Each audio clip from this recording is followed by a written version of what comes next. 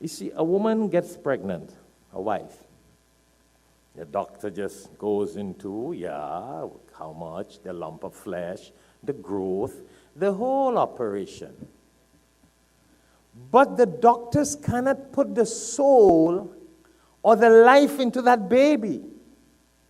They will tell you, we're seeing signs now, we are seeing this, we are seeing movements, this is developed. Yeah, they study what they see, which is fantastic. It's a knowledge that Allah has given to human beings. But that life, that soul that Allah has created, which is beyond the understanding of human beings. According to the hadith, the Prophet ﷺ says that when that baby is conceived in the womb of the mother, after 120 days, the soul enters into that baby. 120 days, the soul, the ruh. And when that soul enters that baby's body or formation that we would know,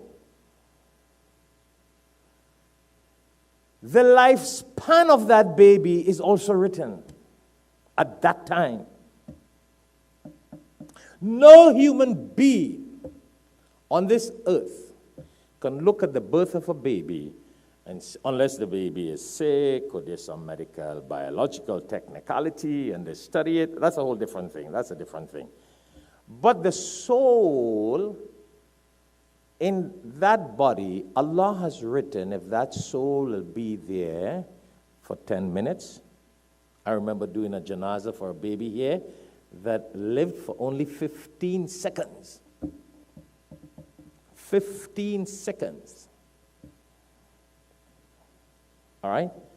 So Allah has written if that soul will remain in that body for 15 seconds, 15 years, 50 years, or 100 years, or 120 years.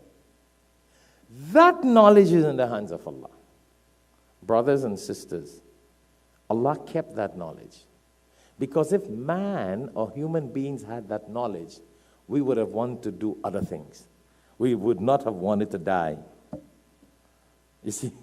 Or we'd have looked at people and said, I don't like that brother, so I'm going to take away his life. See? But we have no control over life and death. We have no control over that. That's an ilm, a knowledge that is only in the hands of Allah. So now the scientists and the doctors study the body.